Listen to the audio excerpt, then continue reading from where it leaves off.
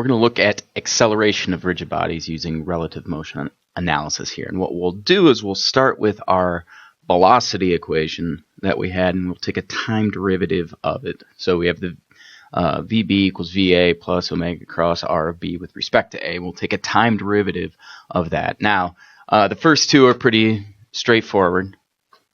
Okay, the cross product, we do the product rule, where we take the derivative of the first times the second plus the first times the derivative of the second. So that's what I have for that cross product. Okay.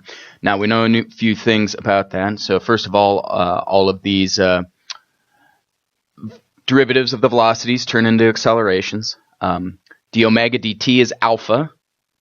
Okay. And then in the last analysis, when we talked about velocity, we showed that dr dt is actually omega cross r. So I have omega cross r, which is omega squared r. So we get what we have here.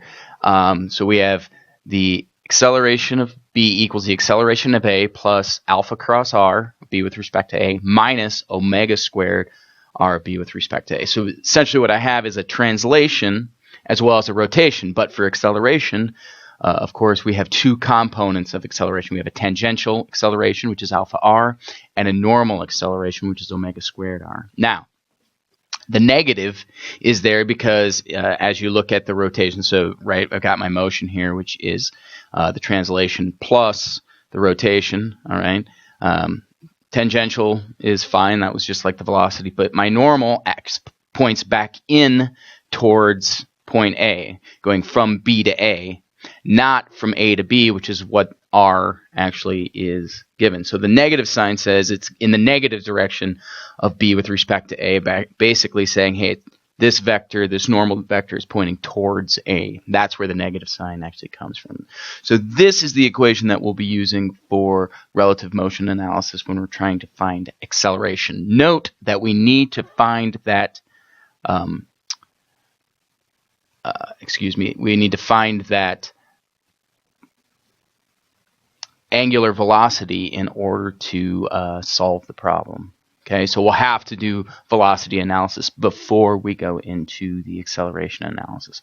So a little bit more about rolling without slipping. We touched on this a little bit in the velocity analysis. Okay, so I've got a wheel rolling on the ground. It's got a radius and it's got a velocity. Okay, so that velocity, okay, I can write my velocity analysis, which is VA plus omega cross RG with respect to A, where VA is 0 because at that contact point the wheel does not slip.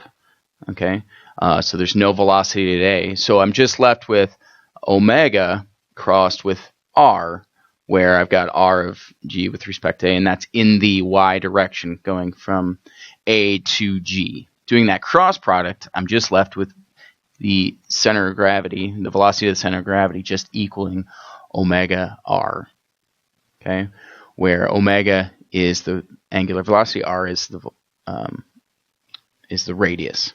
Now, through that same analysis, through a derivative, I can do the same thing for the acceleration of the center of gravity, which is equivalent to alpha R, again, following that same analysis there. So, if a wheel is rolling without slipping, okay, the velocity of its center is equal to its angular velocity times its radius. Be careful with the negative sign here, because it's actually a negative omega causes a positive velocity using our right-hand rule. So just be careful with the negative sign when doing rolling without slipping problems.